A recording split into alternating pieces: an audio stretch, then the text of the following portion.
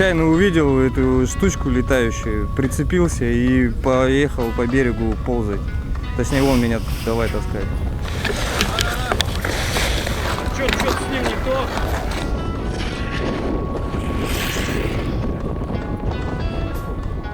Кайтинг – это игра с воздушным змеем. Берешь этот змей, прицепляешь к себе и погнал куда хочешь. Можно играть по-всякому, можно просто стоять с ним управлять, а можно покорить стихию и поехать за ним. И не просто за ним, а ехать туда, куда захочешь. А это свобода просто. Движешься в любом направлении, куда хочешь, если умеешь двигаться. Кайтинг это вот ты можешь с горки ехать на санках, а можешь ехать без горки на санках. У меня вот ребенку 8 лет, она понимает, что такое кайтинг. Вот даже таким образом.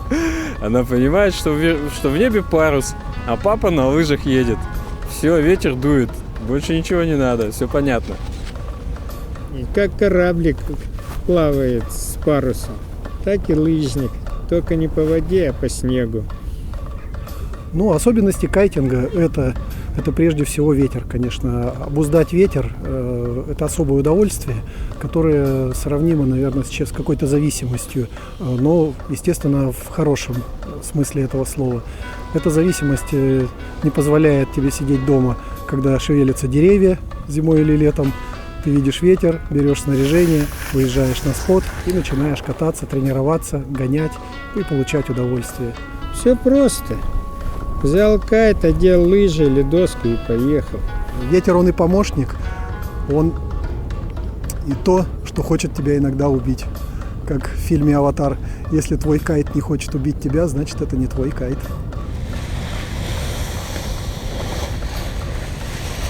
Кайт, он же метеозависимый. Есть ветер, нет ветра. Вот. Поэтому там как повезет. На Тургайке у нас был такой случай, как дуло очень сильно, и один из наших спортсменов встал на сноуборд, мы ему дали в руки другой сноуборд, и он силой ветра, который дует в сноуборд, просто поехал. Ну, это, естественно, поездка в одну сторону по ветру, но было интересно, это показательно, то, что ветер может двигать даже такое снаряжение.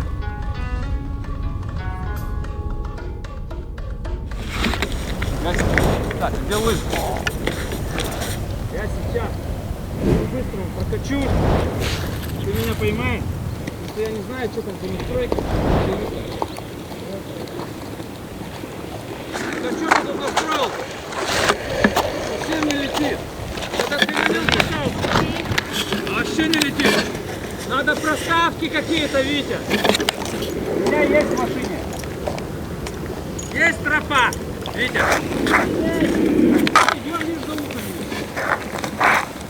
Курс-рейс – это парусная гонка, она аналогична яхтенным гонкам, то есть это расстановка дистанции, несколько контрольных точек, одна точка на ветер, пару боковых точек, и это хождение между этими точками по определенной схеме дистанции. Это называется курс-рейс. Это короткие гонки на скорость с общим стартом и с несколькими поворотными знаками, вокруг которых участники объезжают. И, соответственно, в этих гонках коротких идет плотная, жесткая борьба, иногда контактная. Ну, скоростная гонка – это максимум выжимания из себя всех сил, чтобы пройти всю дистанцию очень быстро. Дистанция в среднем от 5 до 10 километров колеблется. Все зависит от акватории, на которой проводят соревнования.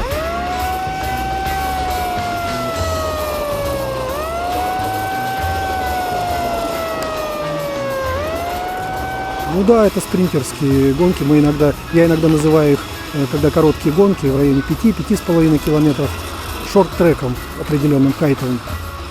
В курс-рейсе есть такая простая задача. Надо стартовать первым, идти по дистанции первым и финишировать первым. Больше ничего делать не надо, в принципе. Каждая гонка проходит по дистанции. Дистанция ставится таким образом, что необходимо гонщику показать все свои навыки и умения управлением кайтом и быть быстрым на дистанции. То есть дистанция проходит, необходимо пройти как на ветер, как поперек ветра, и так вниз по ветру и так далее. И при этом финишировать первым. Гонка курс-рейс практически не позволяет делать ошибок, особенно короткая. То есть это правильное взятие старта, выход на стартовую линию секунда в секунду, правильное занятие позиции, прохождение между другими участниками, чтобы не запутать кайты, не создать помеху другим, не пропустить гонку самому, не отстать.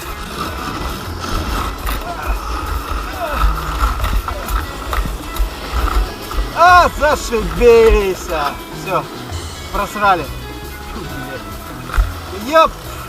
Японский городовой. Он внутрь залетел, по-моему. Бляха-муха. Борьба тесная, контактная, особенно в зонах огибания знаков. И на старте, когда все стартуют рядышком вместе, не имея еще особо скорости, только начиная разгоняться.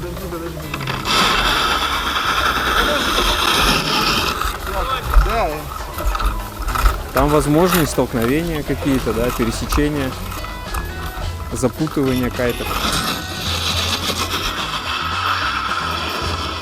Каждый в любой момент, находясь рядом, может сорваться, полететь. И снаряжение тяжелое, опасное, что лыжи, что сноуборд, просто могут повредить и очень сильно. Поэтому особый контроль. Конечно, надо здесь исходить из того, что мы все должны быть живы-здоровы, и наше снаряжение должно быть целое, поэтому нужно избегать столкновений всячески, да, стараться. Даже если ты понимаешь, что ты прав, имеешь право дороги, но лучше столкновений избежать.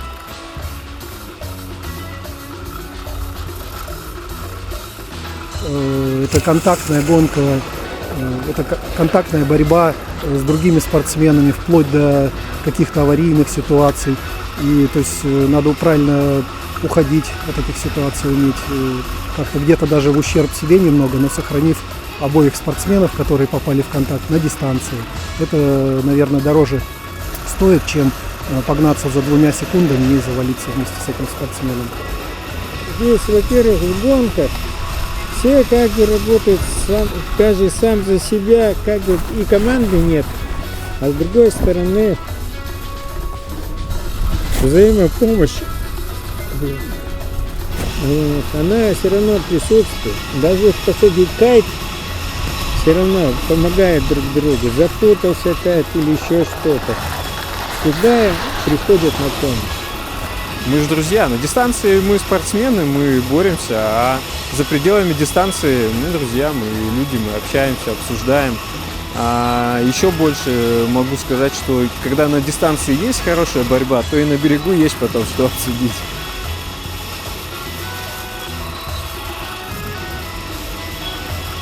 Полный контроль над дистанцией нужно осуществлять, чтобы быть где-то там поближе к лидерам.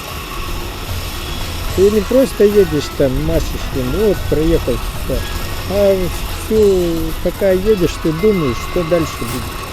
Не в данный момент, а надо предугадывать вперед. Вот.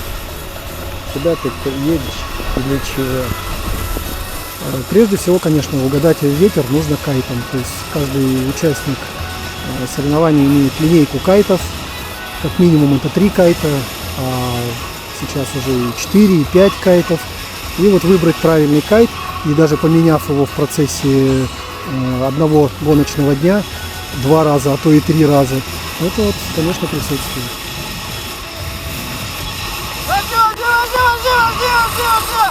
Бля! Ну смотри назад-то, ё-моё!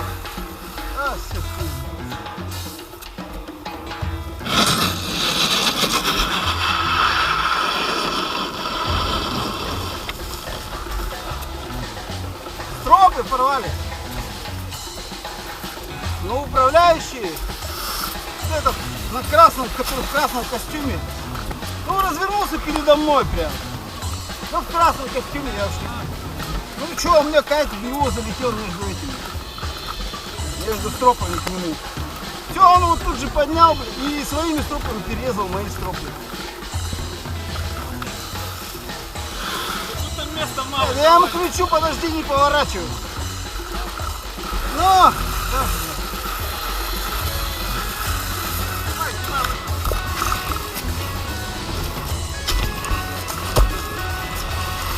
Спасибо. В обычном спорте у тебя, в обычном я имею в виду, допустим, там легкую атлетику или коньки там, или еще что-то. А здесь переменных намного больше.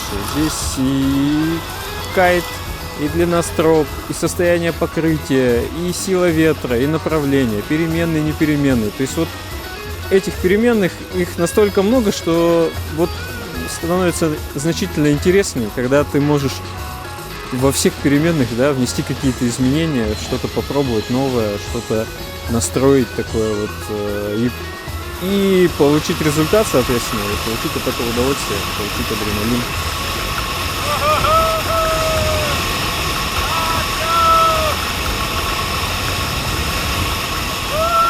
Ну и, соответственно, побеждает тот, кто приходит первый. Гонок проводится максимальное количество, сколько дают условия погоды. И по очкам вычисляется победитель. То есть кто был больше раз первый, тот и победил.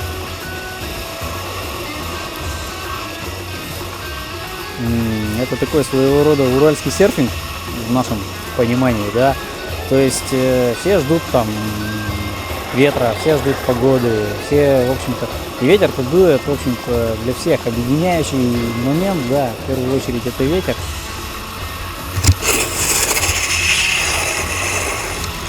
И когда ты с кайтом уже вышел кататься, то, в общем, это уже не сильно важно, да, все остальное остается за спиной, и тут уже такое, там, причем без разницы, это просто катание или соревнования происходят, например, все как бы уже вот только в твоих руках, и причем все в твоих руках здесь и сейчас. Вообще кайтинг — это самое лучшее времяпровождение для пенсионеров.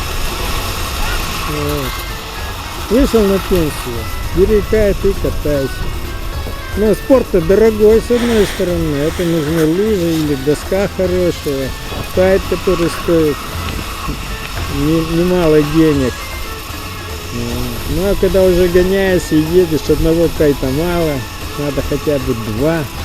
Вот. Один на сильный ветер, один на слабый ветер. В общем, кайтинг, если хотите пустить деньги на ветер с пользой, займитесь кайтингом.